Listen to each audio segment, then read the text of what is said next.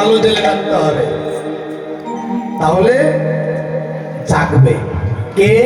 না জীবাত্মা। লাইটটা কি বলি? সুষুম্না বাতি। এই সুষুম্না বাতি যেটা আমাদের এই দেহের মধ্যে আছে, দিবানিশি জ্বলছে, এটা জ্বালিয়ে রাখতে হবে। জ্বালিয়ে রাখে কে? ইরা আর পিঙ্গলা। এক নাসিকার ছিদ্রে যাই শ্বাস আর নি, অর্থাৎ মত বা মৃত বা শেষ হয়ে যাওয়া। শ্বাস যায় এক নাসিকার রন্ধ্রে,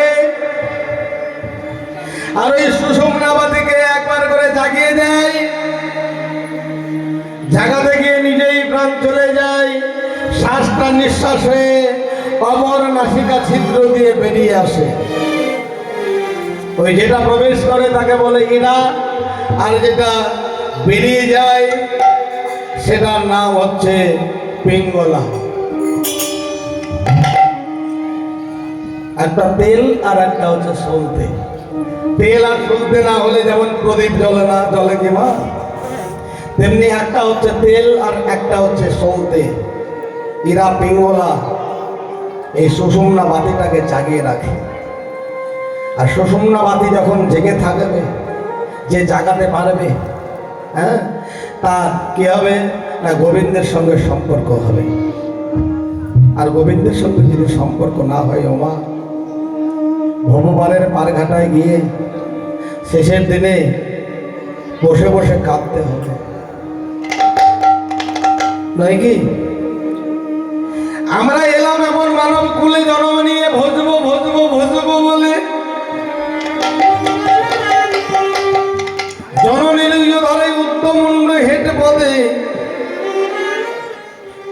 হেট মুণ্ড ঊর্ধ্ব পদে। যখন আমরা বলেছিলাম দয়াময় দয়ালা হরি নিয়ে চলো ধরাই, এখন যেমন তোমায় ডাকছি করজোরে, তেমন ভাবে ধরাতে গিয়ে তোমাকে এমন করজোরে লাগাবো, কিন্তু হয় না, সব ভুলে যায়। এই মায়া, মহামায়ার মায়াজাল ভূমিষ্ঠ হওয়ার সঙ্গে সঙ্গে আমাদেরকে জড়িয়ে ফেলে, ওই ঢাকার কথা ভুলে যায়। সেই দিন আমার ভগবান বলেছিল, অগছি তুমি আজ যেমন ডাকছো আমাকে করজোরে, ধরাই গেলে তুমি এই কথা দেওয়ার কথা ভুলে যাবে। ধরাই গিয়ে ডাকছো বলছো, কিন্তু ধরাই গেলে তুমি আমাকে ডাকার কথা ভুলে যাবে। তবে হ্যাঁ, তুমি যাও, আমিও যাব তোমার পশ্চাতে গুরু রূপ ধারণ করে। তোমা এই যে দীক্ষা গুরু, দীক্ষা গুরু মা কম বস্তু নয়। দীক্ষা গুরুই হলো সেই ভগবান। গুরুতত্ত্ব যারা পাঠ করেছেন, যারা গুরুতত্ত্ব পড়েছেন, তারাই অবশ্যই এটা বুঝবেন। গুরং গৌরং দ্বিভুজন চ গর্দং গরুণে খনম বৃন্দাবনে নিকুঞ্জের সংকল্প বৃক্ষং প্রমূলে কম। হরিব, অর্থাৎ যিনি গুরু, দীক্ষা গুরু, তিনি হলেন আমার গৌর হরি, আর তিনি হলেন আমার নন্দসুত হরি, অর্থাৎ গোবিন্দ। আবারও বলি, যিনি দীক্ষা গুরু তিনি গৌর হরি, আর তিনি হলো আমার কৃষ্ণ গোবিন্দ। কবিরাজ গোস্বামী আরো একটা কলম দিয়ে লিখলেন, জ্বালালেন, এই দিনে কোনো জীবে না ভাবিও ভিন্ন, শ্রী গুরু তত্ত্বে রয়েছে তিনি পূর্ণ। কৃষ্ণ অংশে জন্ম নিয়ে আসিয়ে ধরাতে, গুরু রূপে দেন শিক্ষা আমর বিস্তারিতে। হরিবল হরিবল হরিবল। এই তিনজনকে আলাদা ভাবলে হবে না, তিনজনেই হলো একজন। আচ্ছা, দীক্ষা হয়েছে তো? হয়নি? হয়েছে? মালা করে ওই মালা নিয়ে গিয়ে ওই বিয়ে বাড়ি যাওয়া হয় নাকি? ভালো বড় ঘরের বিয়ে বাড়ি, এইখানে গিয়ে যাওয়া হয় এই কাঠের মালা নিয়ে। সত্যি কি আছে? করণীয় যেটা সেটা করতেই হবে। যাই হোক, ভগবানকে না ডাকলে কিন্তু হবে না। এখন আমরা সময় আছে, ডাকলাম না ও মা। শেষের দিনে যখন ভব নদীর পারে ঘাটায় গিয়ে দাঁড়াবো, তখন যদি আমরা মাধব মাধব বলে ডাকি, যদি পার করে দাও কান্নারি কান্নারি বলে ডাকি, তাহলে আমাদের কণ্ঠস্বর তখন বসে যাবে। তখন যত দূরে আর ডাক যাবে না, মলিন স্বরে ডাকতে হবে। ভব নদীর পার ঘাটা পার করে দাও বলে, হে মাধব মাধব বলে। ওকে মাধব রে,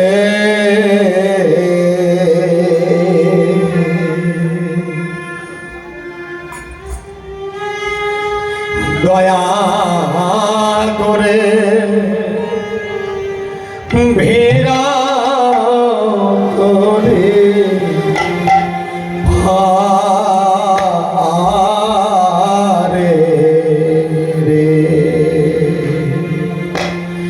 ওকে মাধব রে,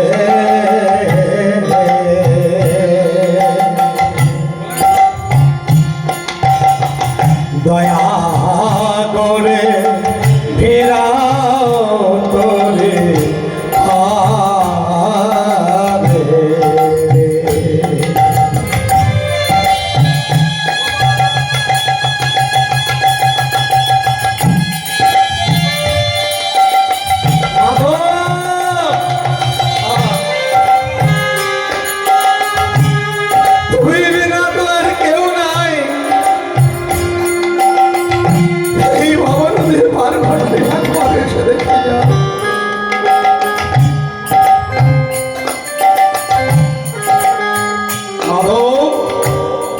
সুখের রাজ্য ত্যাজ্য করে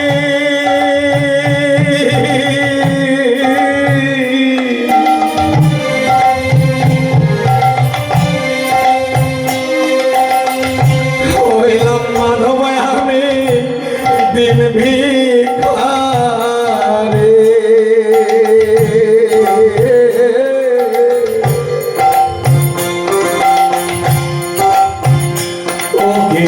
মাধব রে,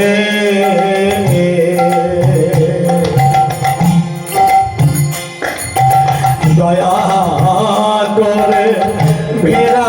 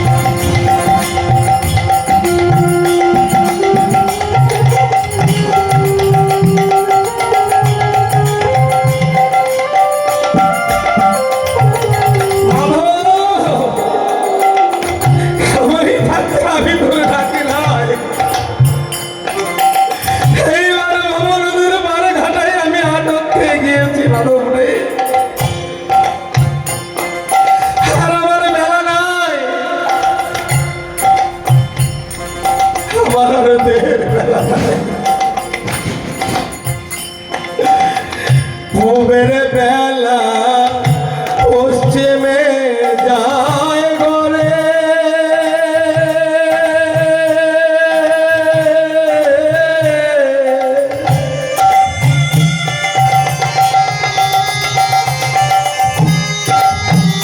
মাধব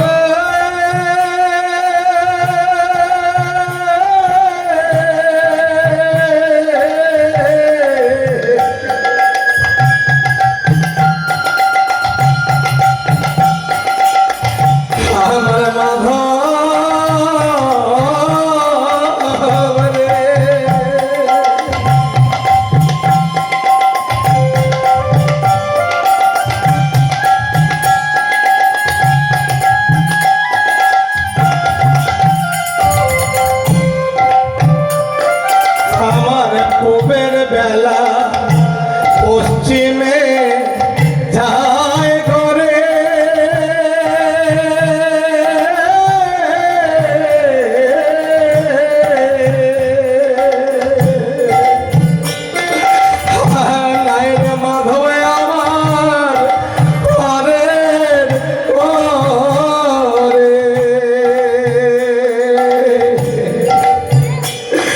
কি মাধব রে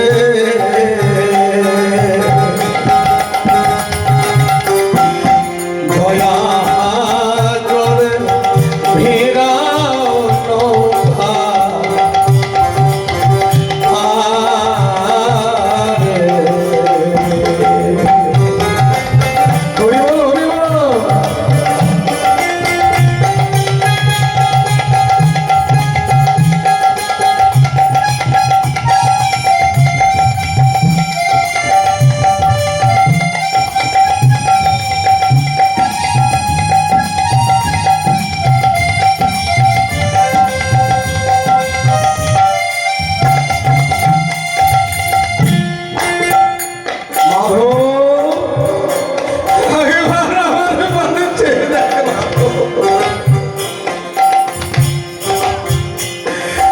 আমার বেলা গেল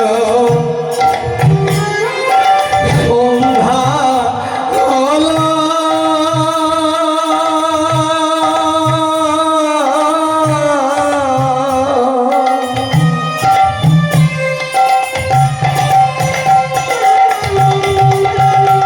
গানের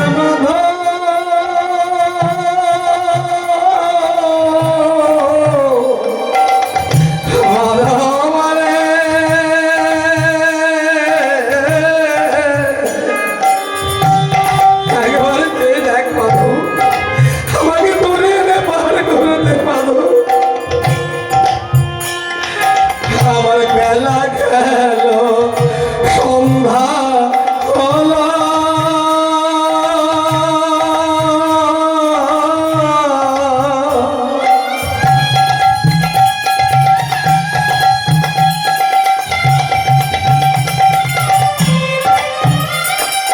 আমার নায়ের নইয়া কেউ না আয়লা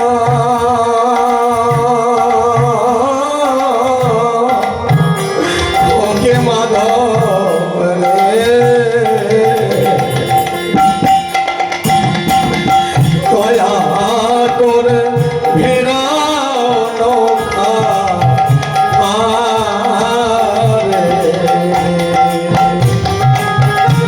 ওকে মাধব রে দয়া করে ফেরাও নৌকা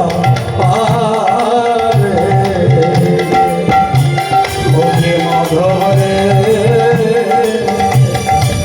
দয়া করে ফেরাও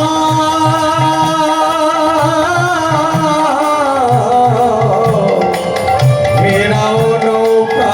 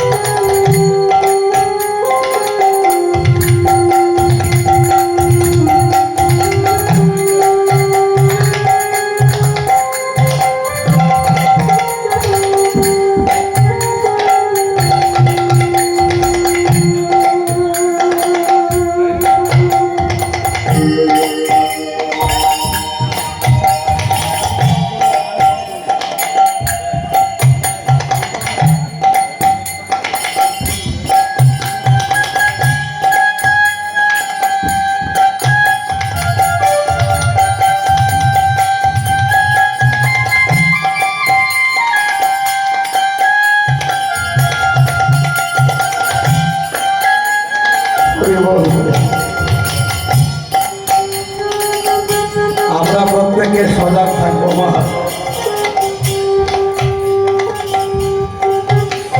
আমরা সবাই